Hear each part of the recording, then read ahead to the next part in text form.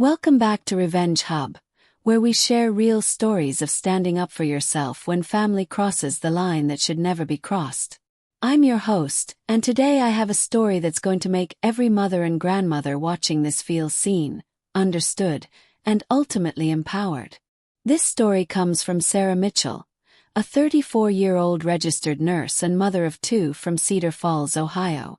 Sarah reached out to us after watching our series on toxic family dynamics during the holidays.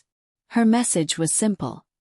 I need other mothers to know they don't have to take abuse just because it comes from family. If you've ever felt crushed by a family member's cruelty during what should be the most joyful time of the year, if you've ever bitten your tongue while someone undermines your parenting right in front of your children, if you've ever wondered if standing up to family is worth the drama, this story is going to change how you think about boundaries, self-respect, and the power of preparation. But before we dive into Sarah's incredible journey from doormat to legal warrior, make sure you hit that subscribe button and ring the notification bell. Our Revenge Hub family has grown to over 800,000 strong women who support each other through the toughest family situations. Your comments and stories help other women realize they're not alone in these struggles. Picture this scene. It's Christmas morning, 2023. Snow is falling gently outside a modest two-story house in Cedar Falls, Ohio. Inside, the Christmas tree lights are twinkling, casting a warm glow over scattered wrapping paper and the delighted faces of two children, 7-year-old Emma and 4-year-old Jake Mitchell. Sarah is in her kitchen, wearing the Christmas apron her daughter picked out last year, red with little dancing reindeer that Emma said looked just like Mommy when she's happy. She's making her famous Christmas morning pancakes, the ones shaped like snowmen that the kids look forward to all year.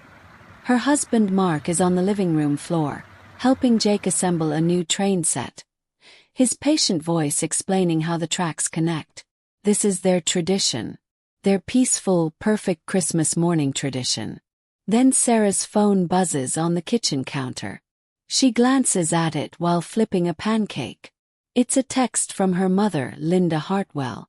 Sarah smiles, expecting holiday wishes, maybe a photo of the snow back in Linda's hometown of Millbrook, 3 hours away. Instead, she opens a message that will shatter not just her Christmas morning, but change the entire dynamic of her family forever. The text is long, brutal, calculated.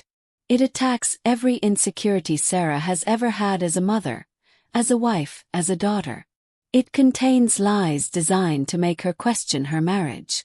It mocks her 7-year-old daughter's anxiety struggles. It's the kind of message that would make most people either explode with rage or crumble with heartbreak. Sarah does neither. She reads the message 3 times, takes a screenshot, opens her laptop, and types a response that is exactly 4 letters long. That single word doesn't just end the conversation. It triggers a legal avalanche that costs her mother $50,000, nearly destroys Linda's reputation in their small town, and provides Sarah's children with fully funded college accounts. But more importantly, it ends 34 years of emotional abuse and manipulation. What was that word? How did a registered nurse from Ohio outsmart a woman who had been psychologically tormenting her for decades? And what can every mother watching this learn from Sarah's incredible transformation from victim to victor? Stay with me because this story has more twists than a holiday mystery novel, and the ending is going to leave you cheering. To understand why Sarah's Christmas morning text hit so hard, you need to understand Linda Hartwell. Picture a woman who looks like everyone's ideal grandmother. Silver hair always perfectly styled, floral dresses, a warm smile for the church congregation.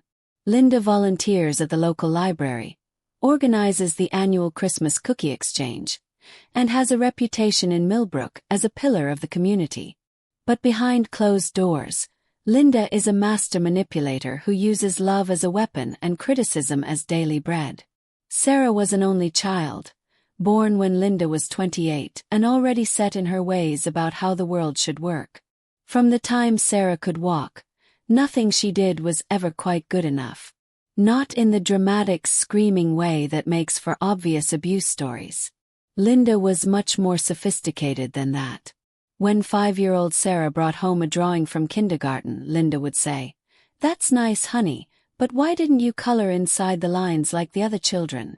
When Sarah made the honor roll in middle school, Linda's response was, "Well, I hope you didn't get too big for your britches." Pride comes before a fall. Sarah learned early that love was conditional, came with strings, requirements, and constant evaluation. She learned to anticipate Linda's moods, to edit herself before speaking, to apologize for things that weren't her fault just to keep the peace. In high school, when Sarah started dating Mark Thompson, a quiet, kind boy from her chemistry class, Linda's disapproval was swift and surgical. "He's nice enough," Linda would say, "but he doesn't seem very ambitious, does he? You don't want to settle, Sarah. You're pretty enough to do better." But Mark was patient with Linda's criticisms, and he genuinely cared for Sarah. He was the first person who ever made Sarah feel like she was enough exactly as she was. When he proposed during their sophomore year of college, Linda's response was telling. "Well, I suppose if you're determined to get married young, at least he's not completely hopeless. But marriage is hard work, Sarah. Don't come crying to me when reality sets in." Even their wedding day wasn't safe from Linda's undermining. As Sarah was getting ready, Linda looked at her in her dress and said, "You look beautiful, honey. I just hope you're not making a mistake. Once you have children, everything changes." Mark seems sweet now, but men aren't built for the real responsibilities of family life. This was Linda's specialty, planting seeds of doubt disguised as motherly concern. When Emma was born in 2016, Sarah thought maybe becoming a grandmother would soften Linda's edges. She was wrong. If anything, having grandchildren gave Linda new ammunition and a fresh target for her criticism. From the moment Emma arrived, Linda had opinions. Strong ones, loud ones, publicly expressed ones. "Are you sure you should be breastfeeding this long? My generation didn't make such a production of it. That baby cries too much. You're spoiling her by picking her up every time. In my day, babies slept through the night by 6 weeks. You're doing something wrong." When Jake arrived 3 years later, the criticism doubled. Linda now had 2 grandchildren to worry about, and according to her, Sarah was failing both of them. "Emma is too clingy. You never taught her independence. Jake needs more structure. Boys require firmer discipline than girls. These children have no manners. What are you teaching them?" The worst part wasn't even the constant criticism. It was how Linda delivered it. Always with a smile. Always prefaced with, "I'm only trying to help." Or, "I'm just concerned because I love you." Always in front of Mark or the children or other family members, making it impossible for Sarah to respond without looking ungrateful or defensive. But the real breaking point began 6 months ago, in June 2023, when 7-year-old Emma started having anxiety issues. Started small. Emma began worrying about things that had never bothered her before. She'd ask multiple times if the doors were locked before bed. She'd wake up from nightmares about their house catching fire. She'd have meltdowns about going to new places or trying new activities. Sarah and Mark did what any loving parents would do. They talked to Emma's pediatrician, Dr. Jennifer Walsh, who recommended a child psychologist named Dr. Amanda Stevens. Dr. Stevens was wonderful, gentle, experienced, and skilled at helping children work through anxiety. Emma loved her sessions with Dr. Stevens. She called it talking time, and would come home with little coping strategies and breathing exercises. Within a few weeks, her sleep improved. Her meltdowns decreased. She started trying new things again. Sarah and Mark were relieved and proud of how they'd handled their daughter's needs. Linda was horrified. "You're taking a 7-year-old to therapy," she said when Sarah mentioned it during a phone call. "What will people think?" "They'll think we're good parents who got our daughter the help she needed," Sarah replied, trying to keep her voice calm. "In my day, children worked through their problems. We didn't run to doctors every time a child had a worry. You're teaching her to be a victim, Sarah.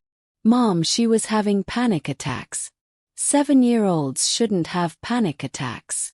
Panic attacks. Linda's voice was sharp with disbelief. You're being dramatic. Children have always had fears. The difference is we used to teach them to overcome those fears instead of coddling them. This conversation happened in July. By August, Linda was making comments about Emma's therapy in front of other family members. At a birthday party for Sarah's cousin, Linda told Aunt Carol, "I'm worried about Emma. Sarah has her seeing some kind of doctor for normal childhood worries. I think it's making the poor thing think something is wrong with her." In September, at Jake's preschool fall festival, Linda mentioned to other parents that Emma was having some struggles and that Sarah was trying therapy instead of discipline. Sarah felt humiliated, like Linda was advertising their private family business to anyone who would listen. October brought the first direct threat. Sarah had finally confronted Linda about discussing Emma's therapy with others. "Mom, Emma's medical care is private. I need you to stop talking about it with family and friends."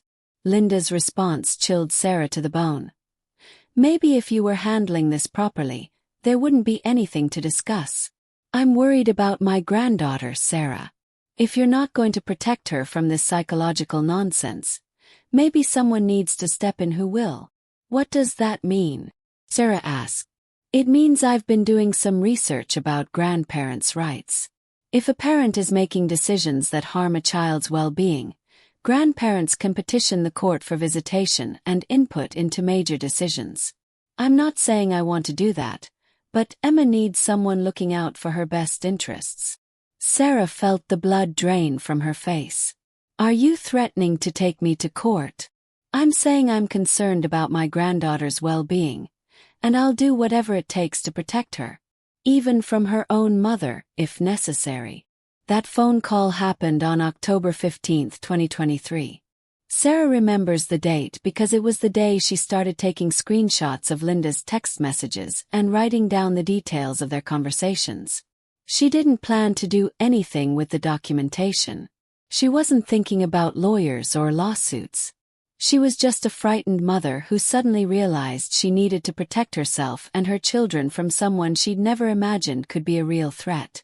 Someone who was supposed to love them unconditionally. By November, Linda's comments had escalated. She started questioning Mark directly about Sarah's parenting choices. She'd call him at work, something she'd never done before, to express her concerns about Emma's therapy and Sarah's permissive parenting style. Mark, bless him, shut these conversations down quickly. "Linda, Sarah and I make parenting decisions together. Emma is thriving with Dr. Stevens' help. We're not discussing this anymore." But Linda persisted. She started sending Mark articles about over-therapizing children and the dangers of helicopter parenting. She forwarded him social media posts about raising resilient kids with messages like, "Thought you might find this interesting given Emma's situation." Mark showed Sarah every message, every article, every attempt Linda made to drive a wedge between them. They were a united front, but the stress was taking its toll on both of them. By December, Sarah was dreading the holidays. Linda had been pushing for everyone to come to her house for Christmas, like they had for the past 7 years. But Sarah couldn't stomach the thought of subjecting Emma and Jake to Linda's criticism and manipulation during what should be a joyful time. "We're staying home for Christmas this year," Sarah told Linda during a phone call on December 10th. "The kids want to wake up in their own beds, and we want to start some new traditions." Linda's silence was ominous. When she finally spoke, her voice was cold. "I see. So you're keeping my grandchildren away from me on Christmas because I dared to express concern about Emma's well-being. Mom, you're welcome to come here for Christmas dinner if you'd like." "Oh, how generous of you to invite me to watch you ruin Christmas with your anxiety-ridden child and your permissive parenting." "No thank you, Sarah. I'll remember this." The call ended there. Sarah thought maybe Linda would cool down, maybe Christmas morning would bring peace and forgiveness. Instead, it brought a text message that would change everything. Christmas morning, 2023. 8:47 a.m. Sarah's phone was sitting on the kitchen counter next to her coffee, which was getting cold while she focused on making perfect snowman pancakes for Emma and Jake. The Christmas tree in the living room cast everything in a warm, golden glow. Frank Sinatra was playing softly from their Alexa device. Mark was laughing with the kids as they sorted through their stockings. This was Sarah's favorite moment of the entire year. Pure family joy, uncomplicated by outside pressures or expectations. The text notification sound barely registered at first. Sarah glanced at her phone, saw it was from Linda, and actually smiled. Maybe her mother had decided to extend an olive branch. Maybe Christmas morning had softened her heart. Sarah wiped her hands on her reindeer apron and picked up her phone. The message started simply enough. "Merry Christmas, Sarah." Then came the gut punch. "I spent most of last night thinking about our conversation and about Emma's problems. I can't stay quiet anymore, and I can't pretend everything is fine when it's not. You are failing as a mother, Sarah. Not struggling, failing. Emma is becoming an anxious mess because you coddle her at every turn. Your permissive parenting style is going to ruin that child, and I can't stand by and watch it happen. She doesn't need therapy, Sarah. She needs discipline. She doesn't need a child psychologist filling her head with excuses for her behavior. She needs structure, boundaries, and parents who actually parent instead of trying to be her friends. But you're too weak to be a real parent. You always have been. Just like you were too weak to stand up to anyone your whole life. You take the easy road, the path of least resistance, and you're teaching your children to do the same. Mark sees it too. He told your father last month at Jake's soccer game that he's getting frustrated with how you handle the kids. He said Emma's anxiety is getting worse since she started therapy, not better. He said you cry every time anyone suggests a different approach. Even your own husband knows you're failing, but he's too nice to say it to your face. I'm embarrassed to tell my friends that my granddaughter is seeing a therapist at 7 years old. Do you know what that says about our family? Do you know what people think when I have to explain that my granddaughter can't handle normal childhood experiences without professional help? You're raising Emma to be a victim, Sarah. Just like you've always been a victim. Instead of teaching her to be strong, to overcome challenges, to develop resilience, you're teaching her that every uncomfortable feeling requires adult intervention. That's not preparing her for real life. That's setting her up for a lifetime of weakness and dependency. Jake is starting to show signs of the same problems. He's becoming clingy, whiny, overly emotional about minor disappointments. You're creating two children who can't handle normal life stresses because you're too afraid to let them experience discomfort. This is exactly why I didn't want to come for Christmas dinner. I can't sit at your table and watch you ruin those children with your misguided kindness. I can't smile and pretend everything is wonderful when I can see the damage you're doing to my grandchildren every single day. Sarah, I'm going to be blunt because someone needs to tell you the truth. Fix your family before it's too late. Get some real parenting help, not from some therapist who just tells you what you want to hear, but from someone who will teach you how to raise strong, resilient children. If you won't do it voluntarily, then maybe someone needs to step in who actually has Emma and Jake's best interests at heart. I've already spoken to a lawyer about grandparents' rights in Ohio. Did you know that grandparents can petition for visitation when they believe the parents are making decisions that harm the children's well-being? I don't want it to come to that, Sarah. I really don't. But I love those children too much to watch you destroy their futures with your weakness. Merry Christmas. I hope you use this day to think about what kind of mother you really want to be. Sarah read the message once. Then again. Then a third time, because she couldn't quite believe the cruelty of what she was reading. Her hands started shaking. The spatula slipped from her fingers and clattered to the floor. From the living room, she could hear Emma's delighted laughter as Jake made silly voices for his new stuffed animals. The sound of her children's happiness felt suddenly fragile, like Linda's words could shatter it from 3 hours away. But as Sarah stood there in her kitchen, something was happening inside her that had never happened before. Yes, she felt hurt. Yes, she felt attacked. But underneath those familiar emotions was something new, something that had been building for months as she'd watched Linda's behavior escalate. Anger. Pure, protective mama bear anger. Not the explosive kind that burns hot and fades quickly. The cold, calculating kind that clarifies everything. Because Linda had made several critical mistakes in her Christmas morning attack. First, she'd lied about Mark. Boldly, specifically, verifiably lied. Mark had never said anything to Sarah's father about being frustrated with her parenting. In fact, Mark had been Sarah's biggest supporter throughout Emma's anxiety journey. He'd researched child psychologists, attended sessions with Emma, implemented Dr. Stevens' suggestions at home. The idea that he was secretly criticizing Sarah to her father was not just false. It was malicious manipulation designed to make Sarah question her marriage.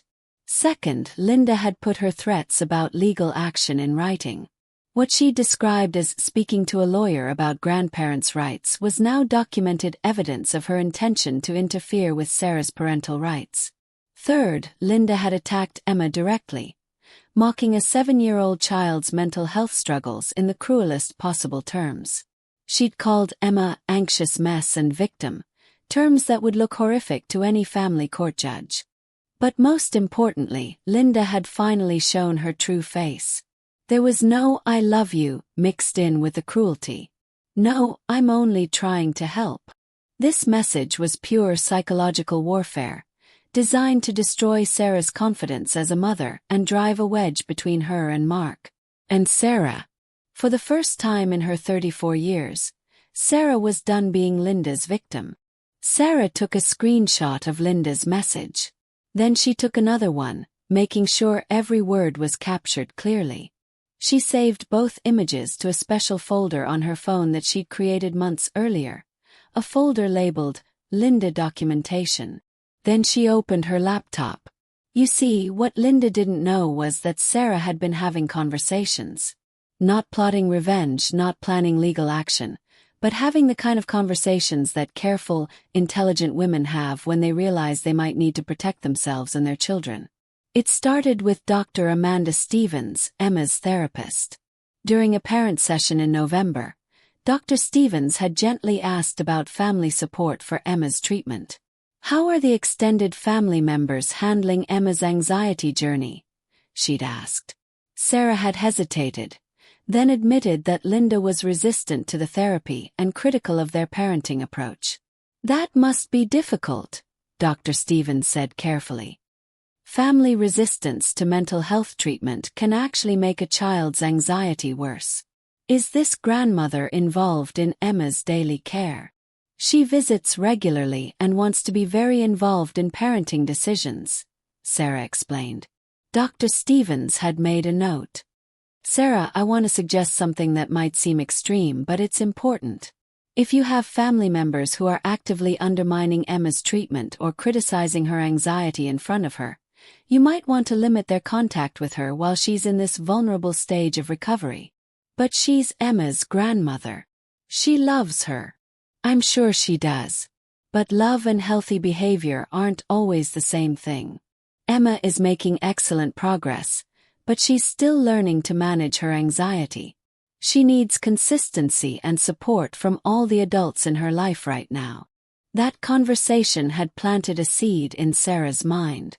Not about cutting Linda off, but about the importance of protecting Emma's mental health from additional stressors.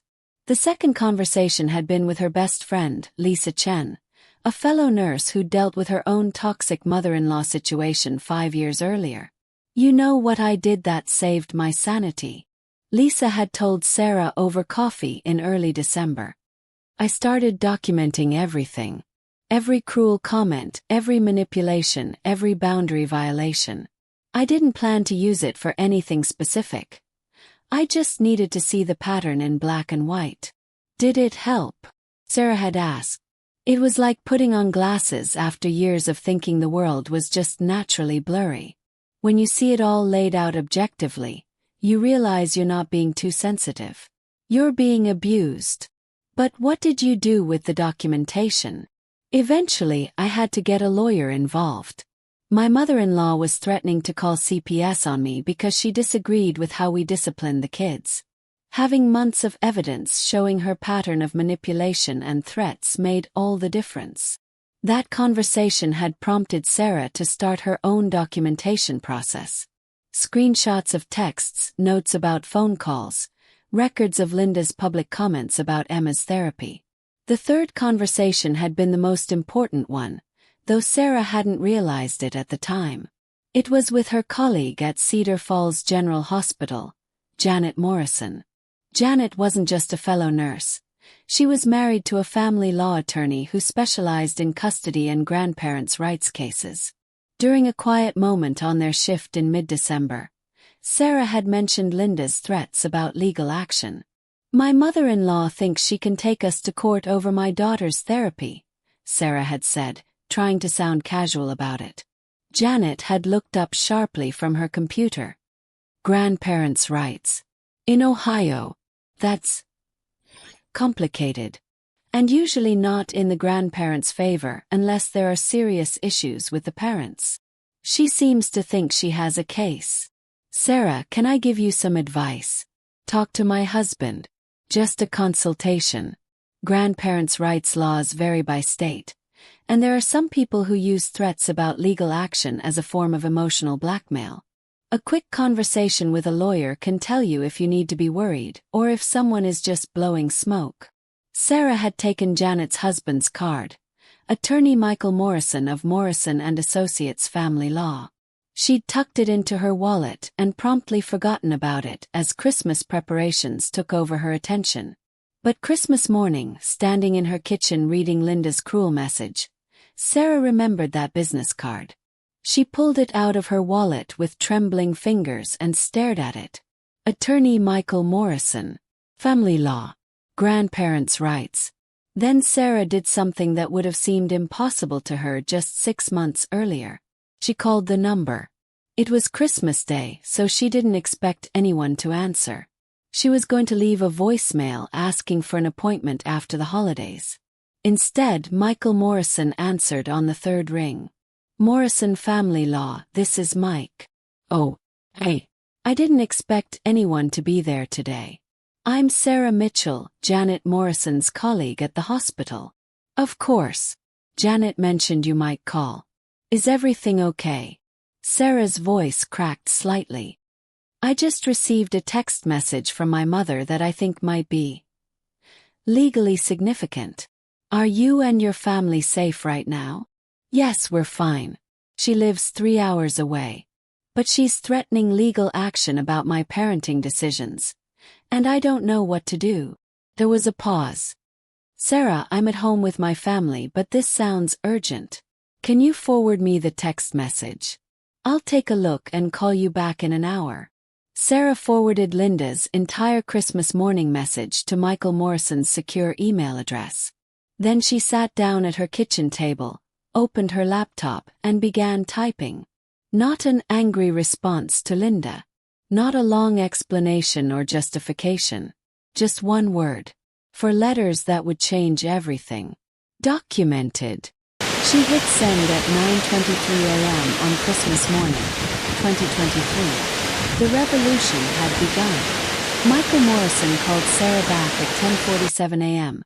while she was helping Emma and Jake build a Lego castle on the living room floor. She stepped into her bedroom to take the call privately.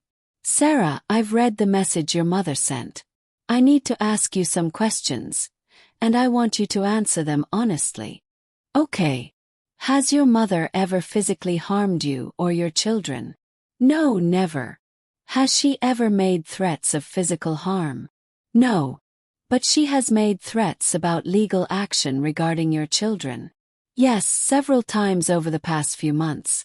She keeps mentioning grandparents' rights and saying someone needs to protect Emma from my parenting decisions." "Sarah, I'm going to be very direct with you. What your mother sent you this morning constitutes several potential legal issues.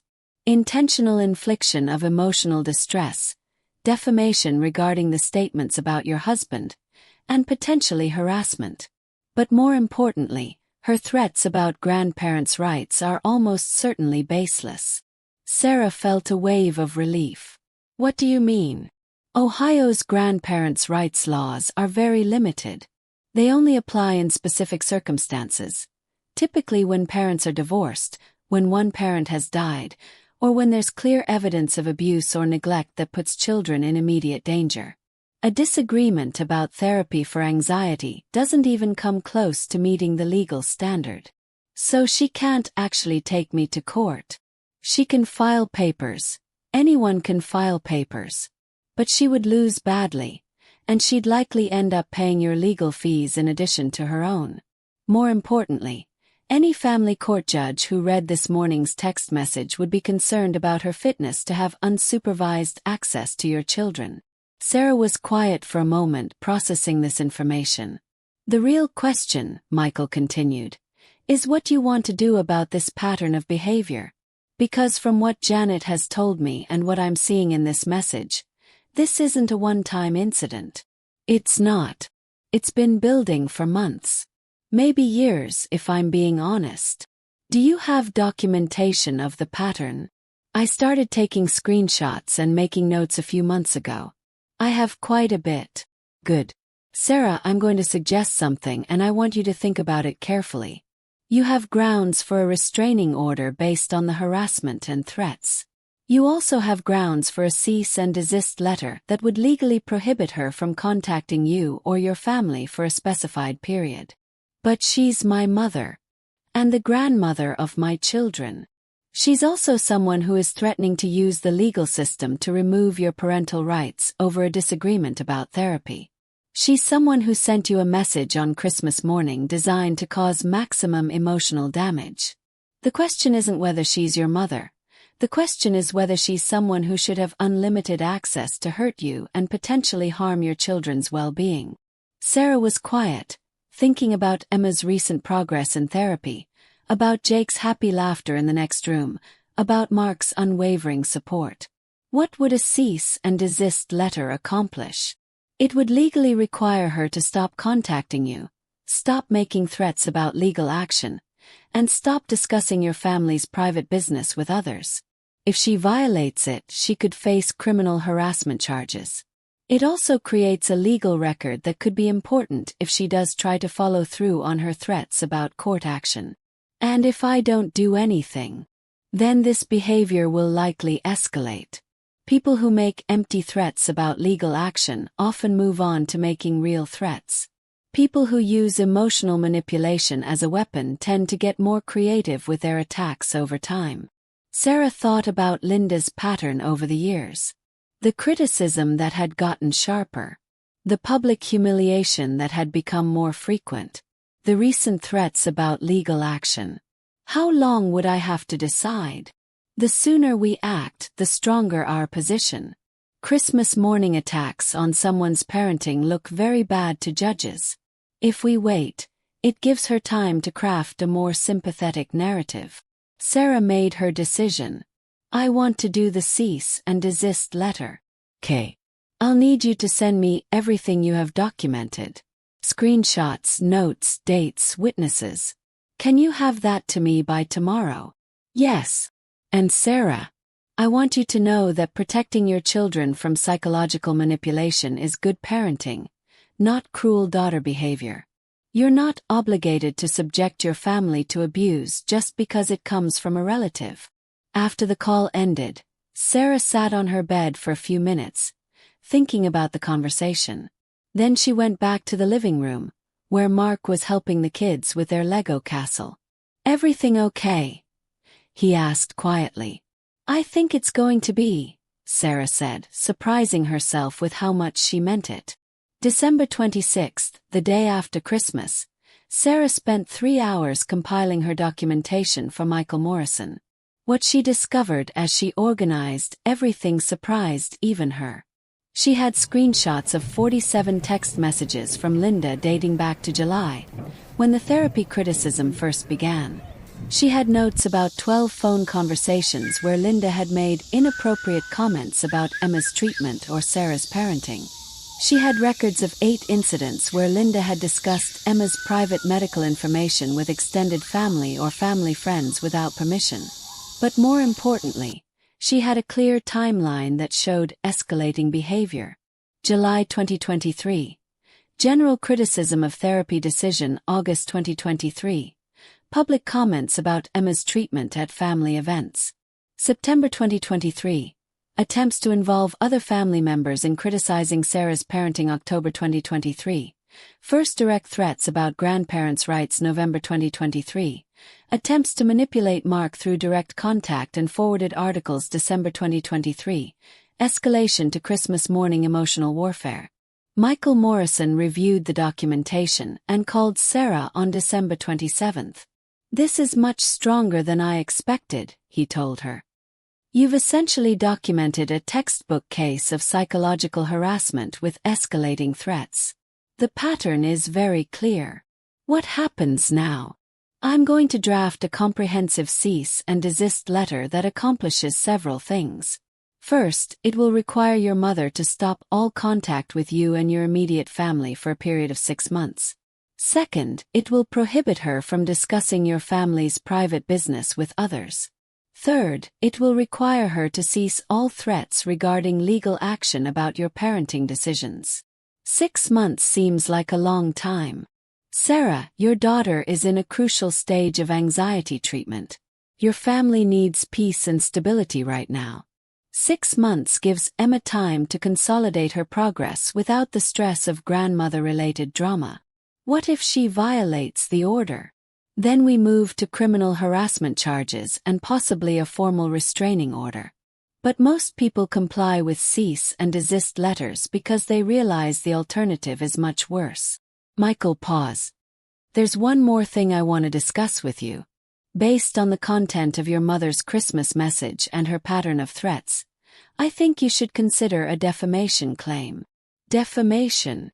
"She made false statements about your husband that were designed to damage your marriage.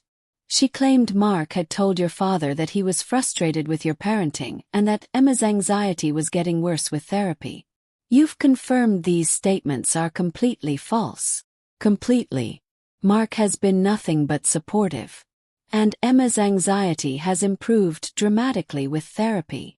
Defamation requires proof of false statements that cause harm to someone's reputation. Your mother's lies about Mark were clearly designed to cause marital problems and damage your reputation as a parent. In Ohio, we can seek both actual damages, therapy costs for any marriage counseling this situation required, and punitive damages designed to deter similar behavior in the future. Sarah was quiet for a moment. "How much are we talking about?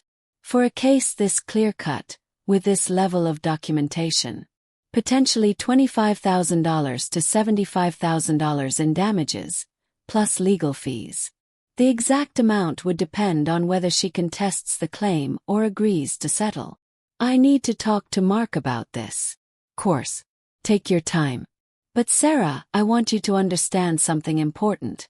This isn't about revenge.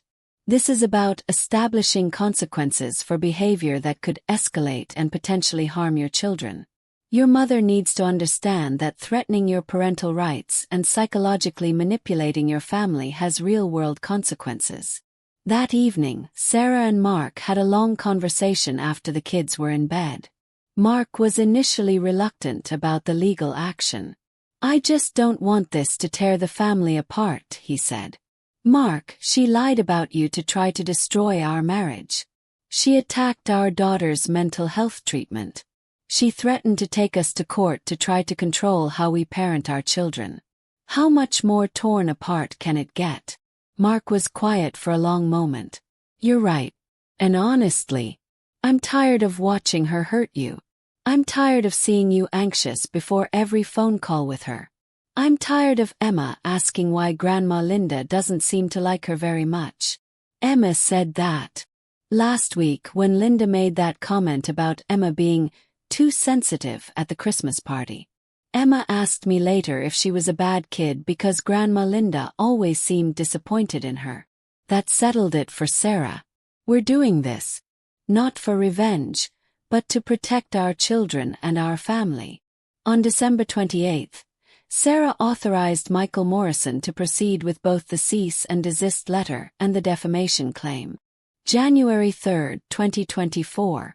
Linda Hartwell was having her usual Wednesday morning coffee with her neighbor, Margaret Fisher, complaining about Sarah's stubbornness and dramatic overreaction to her Christmas message. "I was only trying to help," Linda told Margaret for the third time that week. "That child needs guidance, not coddling." But Sarah has always been too sensitive to accept constructive criticism. That's when the doorbell rang. The certified mail delivery required Linda's signature. The return address read, Morrison and Associates Family Law. Linda signed for it with a growing sense of unease, but she didn't open it until Margaret left an hour later. Inside the official envelope were 3 documents: a formal cease and desist letter, a notice of intent to file a defamation lawsuit, a detailed summary of documented harassment incidents. The cease and desist letter was 6 pages long and brutally professional in its language. Ms. Hartwell, this firm represents Sarah Mitchell regarding your ongoing harassment, threats, and defamatory statements directed toward Mrs. Mitchell and her family. Your behavior has escalated to a level that requires legal intervention. Specifically, you have sent multiple threatening communications regarding legal action concerning Mrs. Mitchell's parental rights, including your December 25, 2023 message stating you have already spoken to a lawyer about grandparents' rights. You have made false and defamatory statements about Mr. Mark Mitchell, claiming he expressed frustration with his wife's parenting to Mrs. Mitchell's father. Mr. Mitchell has confirmed under penalty of perjury that these statements are completely false. You have publicly discussed Mrs. Mitchell's minor child's private medical information without authorization, violating the family's privacy and potentially causing emotional harm to the child. You have engaged in a pattern of psychological manipulation designed to cause Mrs. Mitchell emotional distress, including the Christmas morning message that attacked her parenting, her marriage, and her character. Therefore, you are hereby ordered to cease and desist from all contact with Sarah Mitchell, Mark Mitchell, Emma Mitchell, and Jake Mitchell for a period of 6 months, beginning January 3, 2024. Cease and desist from discussing the Mitchell family's private affairs with any third parties. Cease and desist from making any threats, veiled or direct, regarding legal action concerning Mrs. Mitchell's parental rights. Cease and desist from making any statements, written or verbal, about the Mitchell family to any person outside of necessary legal proceedings. Violation of this order will result in immediate filing of criminal harassment charges and pursuit of a formal restraining order. Additionally, be advised that we are prepared to file a civil lawsuit for defamation and intentional infliction of emotional distress. The damages being sought include a compensation for documented emotional distress, $25,000. A punitive damages for malicious behavior, $25,000. A legal fees and court costs, $15,000 to $20,000. Additional damages as determined by the court. You have 30 days to respond to this letter. We strongly recommend you retain legal counsel immediately. Linda read the letter 3 times, each reading making her more panicked than the last. The documentation was devastating. Page after page of her own text messages, her own words, her own threats, all laid out in chronological order with legal analysis explaining why each incident constituted harassment or defamation. The most damaging section was titled, Pattern of Escalating Psychological Abuse. It traced her behavior from July through December, showing how she'd systematically tried to undermine Sarah's confidence as a mother, manipulate her marriage, and use her grandchildren as weapons in psychological warfare. But the section that made Linda's hands shake was labeled, False Statements Designed to Destroy Marriage.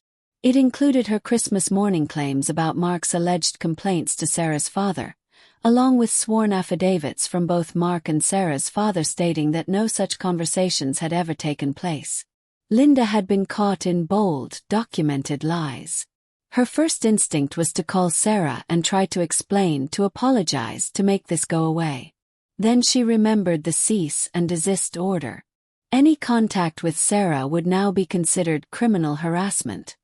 Her second instinct was to call other family members, to get them on her side, to paint herself as the victim of Sarah's overreaction. Then she remembered that discussing the Mitchell family with others was now prohibited. For the first time in Linda's adult life, she was trapped by the consequences of her own behavior with no way to manipulate her way out. She called 3 lawyers that afternoon. The first one, after reviewing the documents, told her bluntly, "Ma'am, you don't have a case, and theirs is very strong. I'd recommend settling quickly." The second lawyer was more diplomatic but essentially said the same thing. "These are serious allegations with substantial documentation. Fighting this could get very expensive very quickly." The third lawyer, James Patterson, agreed to represent her but was honest about their chances. "Hartwell, I'll take your case, but I need you to understand that we're playing defense here. The best outcome we can hope for is minimizing the financial damage. But I was just trying to help my granddaughter. I understand your intentions, but legally that doesn't matter. You made false statements about your son-in-law, threatened legal action you couldn't take, and sent messages that a jury would likely find emotionally abusive. Our goal now is damage control, not vindication." Within a week, James Patterson had contacted Michael Morrison to discuss settlement terms.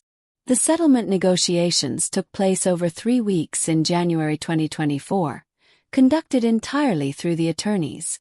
Sarah never had to speak directly to Linda, which was both a relief and strangely empowering. Michael Morrison presented Sarah's terms on January 15. 1. A written apology acknowledging the harm caused by Linda's behavior. 2. Strict adherence to the 6-month no-contact order. 3. Mandatory family therapy before any future contact with the grandchildren. 4. Financial compensation of $50,000 for emotional distress and legal fees. 5. A legally binding agreement that any future harassment would result in immediate restraining order proceedings. Linda's lawyer, James Patterson, came back with a counteroffer. 1. A brief apology letter. 2. 3 months of no contact instead of 6. 3. Optional counseling. 4. Financial compensation of $5,000. 5. No admission of wrongdoing. Michael's response was swift and firm. "Mr. Patterson, your client sent my client a message on Christmas morning that called her a failure as a mother, made false statements about her husband, mocked her 7-year-old daughter's anxiety treatment, and threatened legal action she couldn't take. This isn't a negotiation about whether harm was caused. This is a discussion about how much that harm is worth." The back and forth continued for 2 weeks. Meanwhile, Sarah was discovering something interesting. Life without Linda's constant criticism and manipulation was remarkably peaceful. Emma's therapy sessions with Dr. Stevens were progressing beautifully without the stress of knowing Grandma Linda would criticize every breakthrough. Jake was his usual happy, energetic 4-year-old self. Mark seemed more relaxed than he'd been in months. "You know what's weird?" Sarah told her friend Lisa over coffee in late January. "I keep waiting to feel guilty about the legal action. But instead I feel free. Like I can finally breathe. That's not weird at all. That's what happens when you stop accepting abuse as normal. But she's my mother. Shouldn't I feel worse about cutting her off?" "Sarah, you didn't cut her off. You established consequences for behavior that was harming your family. There's a big difference." By February 1, Linda was feeling the pressure. Several family members had noticed her absence from the usual family functions and asked questions she couldn't answer without violating the cease and desist order. Her church friends were wondering why she seemed so stressed and withdrawn. Her social life, which had always revolved around talking about her family, felt suddenly empty. More importantly, she was missing Emma and Jake desperately. She'd never realized how much of her identity was wrapped up in being their grandmother until she couldn't see them. James Patterson called Michael Morrison on February 5. "My client is ready to accept your terms with one modification. She wants the financial settlement reduced to $30,000, and she wants assurance that if she complies with all conditions, there's a path back to a relationship with her grandchildren." Michael discussed it with Sarah. "What do you think?" Sarah thought about Emma's recent progress, about Jake's innocent questions about why Grandma Linda hadn't visited lately, about her own exhaustion from years of managing Linda's emotional manipulation. "I want the full $50,000, she said finally. "Not because I'm trying to punish her, but because I want her to understand that her behavior has real consequences. And I want that money in college funds for Emma and Jake, so something good comes out of this mess. And the relationship with the grandchildren. If she does the therapy work, real therapy, not just going through the motions, and if she can demonstrate consistent, respectful behavior over time, then yes. But the children's well-being comes first. Always." The final settlement was reached on February 12, 2024. 1. Linda would provide a comprehensive written apology acknowledging the specific harm her behavior had caused. 2. She would strictly observe the 6-month no-contact period, ending July 3, 2024. 3. She would complete at least 20 sessions of individual therapy with a licensed professional specializing in family dynamics. 4. She would pay $50,000 in damages and legal fees. 5. Future contact with the grandchildren would be supervised and conditional on respectful behavior. 6. Any future harassment or threats would result in immediate restraining order proceedings and additional financial penalties. Linda signed the settlement agreement on February 15, 2024, exactly 7 weeks after her Christmas morning attack on Sarah's family. Linda's apology letter arrived on February 20, 2024. It was 4 pages long, handwritten, and unlike anything Sarah had ever received from her mother. "Dear Sarah, I am writing this letter as required by our legal settlement, but more importantly, I'm writing it because I need to acknowledge the terrible harm I have caused you and your family. Over the past several weeks, I have been forced to examine my behavior in a way I never have before.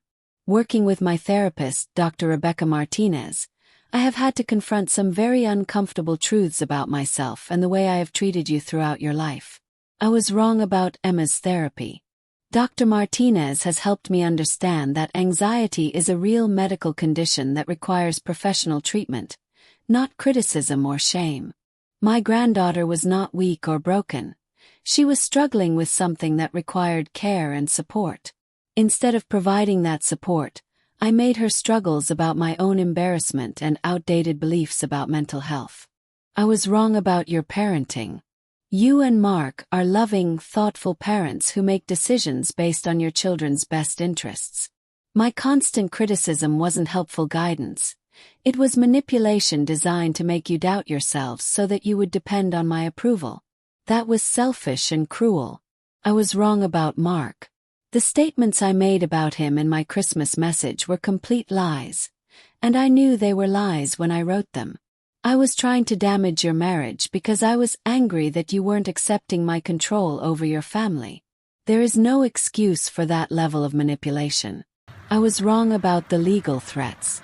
I never had any real basis for claiming grandparents' rights, and I knew that. I was using your love for your children as a weapon to scare you into compliance with my wishes. That was emotional blackmail and it was abuse. Most importantly, I was wrong about you. You are not weak, Sarah. You are not a failure as a mother. You are not someone who needs my constant correction and guidance. You are a strong, intelligent, caring woman who has built a beautiful family despite my interference. Dr. Martinez has helped me understand that my behavior toward you wasn't about love or concern. It was about control. I was so afraid of losing my importance in your life that I was willing to tear down your confidence and your family to maintain my position as the authority figure. I don't expect forgiveness. I don't expect this letter to fix the damage I have caused. I am writing this because you deserve to hear these words, and because Emma and Jake deserve to have a grandmother who takes responsibility for her mistakes. I am committed to continuing my therapy work, not just to fulfill the settlement requirements, but because I need to understand how I became someone who could send a message like the one I sent on Christmas morning. I need to change, and I will do whatever it takes to become someone worthy of being in your children's lives again. I love you, Sarah. I know my behavior has not shown love, but underneath all the criticism and control, there has always been love. I just never learned how to express it in healthy ways. I hope someday you might be willing to let me try to show you what healthy love from a mother looks like. Until then, I will respect your boundaries, continue my therapy, and work on becoming the mother and grandmother you all deserve. With love and sincere apologies, Mom. Sarah read the letter twice, then called Mark into the kitchen. "What do you think?" she asked after he'd finished reading. Mark was quiet for a long moment. "It sounds different. More self-aware than I've ever heard her be. But I guess the real test will be whether her actions match her words over time. Do you think she means it? I think she's scared. I think losing access to Emma and Jake made her realize she might lose them permanently if she doesn't change. Whether that fear translates into genuine change, we'll have to wait and see." Sarah folded the letter carefully and put it in the same folder where she'd been keeping her documentation of Linda's harassment. "You know what's strange?" she said to Mark. 6 months ago, getting a letter like this from her would have made me cry with relief. I would have called her immediately and tried to fix everything. And now I see it as a first step. A necessary first step, but just a beginning. She doesn't get credit just for apologizing. She gets credit for changing her behavior over time. That evening, Sarah showed the letter to Dr. Stevens during their family session. "How does reading this make you feel?" Dr. Stevens asked. "Cautiously hopeful," Sarah said. "But also protected. I'm not rushing to let her back into our lives just because she wrote a good apology letter. Emma's well-being is more important than my mother's feelings." Dr. Stevens smiled. "That's exactly the kind of boundary setting that's going to serve your family well, whatever happens next with your mother." 6 months later, on July 3, 2024, Linda's no-contact period officially ended. She had completed 23 therapy sessions with Drive Martinez and provided documentation of her work to Michael Morrison as required. Sarah received a text message that morning. "The no-contact period ends today. I would like to request a supervised visit with Emma and Jake, whenever you think is appropriate. I will respect whatever timeline and conditions you set." It was a far cry from the demanding, manipulative Linda of the past. Sarah and Mark discussed it over coffee while the kids played in the backyard. "What does Dr. Stevens think?" Mark asked. "She thinks we should start very slowly. Maybe a 1-hour visit in a public place, with us present the entire time. See how Linda handles that before moving to anything longer or more private.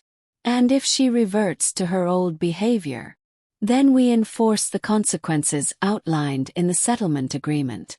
But honestly, I'm not as worried about that as I used to be." "Why not?" Sarah gestured to the backyard, where Emma was confidently teaching Jake how to use the monkey bars. "'Cause look at our daughter. Her anxiety is so much better. She's sleeping through the night, trying new activities, making new friends. She's thriving without Linda's criticism and manipulation in her life. And Jake is Jake. Happy, confident, secure. He doesn't even really remember the drama from last Christmas. That's what a healthy environment does for children." Mark nodded. "So Linda gets to earn her way back into their lives, not demand her way back in. Exactly. And if she can't handle that, well, we've proven we can protect our family when necessary. The supervised visit happened 2 weeks later at a local park. Linda was different. Quieter, more respectful, more focused on actually listening to the children rather than correcting them. When Emma mentioned her therapy sessions, Linda simply said, "I'm glad that's helping you, sweetheart." When Jake showed her his new bike riding skills, Linda clapped and cheered without any commentary about safety gear or proper technique. It was nice. Not perfect, not without some awkward moments, but genuinely pleasant. As they were leaving, Linda asked Sarah, "Would it be possible to do this again in a few weeks?" "We'll see how everyone feels," Sarah replied. "But Linda, this version of you is someone we can work with." Linda's eyes filled with tears. "I'm still learning. But I promise you, I will never go back to who I was before." As they drove home, Emma asked, "Is Grandma Linda feeling better now?" Sarah met her daughter's eyes in the rearview mirror. "I think she's working on feeling better, honey. Sometimes grown-ups need help learning how to be kind, just like kids do." "Will she be mean again?" "I don't know, Emma. But if she is, Daddy and I will protect you, just like we always have." Emma nodded, satisfied with this answer, and went back to her coloring book. That evening, Sarah updated her documentation folder one more time. But instead of adding evidence of harassment, she added a photo from the park visit. Linda and Emma laughing together over something silly Jake had said. Progress, not perfection. Boundaries, not banishment. Protection when necessary, reconciliation when possible. Sarah's single word, documented, had changed everything. Not just for her mother, but for her entire family's understanding of what they deserved from the people who claimed to love them. Most importantly, it had taught Emma and Jake that love should never feel like criticism, that family relationships should add joy to your life rather than stress, and that standing up for yourself isn't cruel, it's necessary. Those were lessons worth $50,000, worth months of legal proceedings, and worth the courage it took to finally say enough. Because sometimes, the most loving thing you can do is refuse to accept abuse, even when it comes wrapped in the language of family loyalty. Especially then. And there you have it, my Revenge Hub family. Sarah's story of how one word, documented, transformed her from a victim of family manipulation into a fierce protector of her children's well-being and her own dignity. But this isn't really a story about revenge, is it? This is a story about boundaries. About the courage to say, "This ends now," when someone crosses lines that should never be crossed. About protecting your children from toxic behavior, even when it comes from people who are supposed to love them unconditionally. Sarah's journey teaches us several crucial lessons that I want every mother and grandmother watching this to take to heart. First, documentation is power. Those screenshots Sarah took, those notes about conversations, those records of Linda's escalating behavior, they became the foundation of her legal case. If someone in your family is consistently crossing boundaries, start documenting. You might never need it, but if you do, you'll be prepared.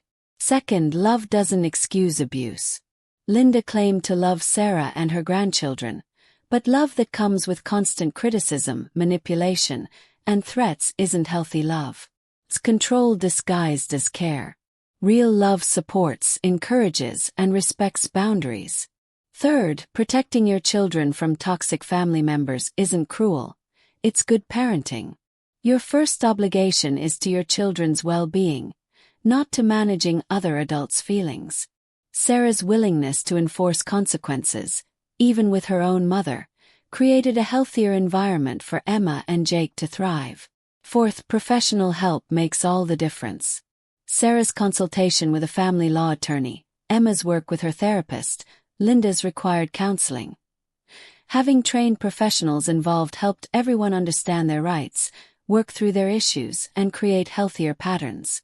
And finally, change is possible, but only when there are real consequences for harmful behavior. Linda didn't transform because Sarah asked nicely or explained how much her behavior hurt. She changed because she faced legal and financial consequences that made her old behavior too expensive to continue. Now, I know many of you watching this are dealing with similar situations. Maybe you have a mother-in-law who undermines your parenting decisions. Maybe it's your own mother who thinks criticism is love.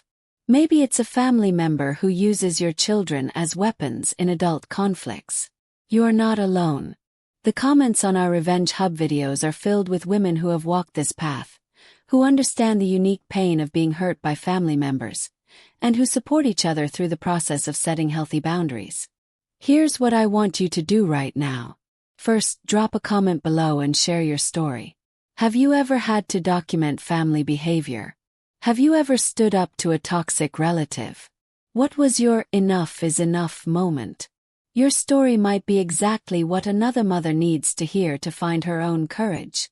Second, if you found Sarah's story helpful, hit that like button and share this video with other mothers who might need to see it.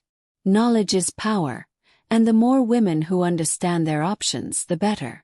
Third, subscribe to Revenge Hub and hit that notification bell. We share stories like Sarah's every week. Real women who refuse to be victims, who found creative ways to protect their families, and who discovered that standing up for yourself often leads to better outcomes than staying silent. Remember, you have more power than you think. You deserve respect, even from family members. Your children deserve to grow up in environments where love feels safe and supportive, not conditional and critical. And sometimes, the most powerful response to years of manipulation isn't anger or tears or long explanations. Sometimes it's just one word that lets someone know you see them clearly, you're prepared for their games, and you won't be their victim anymore. Thank you for being part of our Revenge Hub family. Your courage inspires me, your stories help other women, and your support makes this community a place where no one has to face toxic family dynamics alone. I'll see you in the next video. Until then, remember, you are stronger than you know, braver than you believe, and worthy of relationships that lift you up instead of tearing you down. Keep standing strong, ladies. The world needs more women who refuse to accept abuse as love.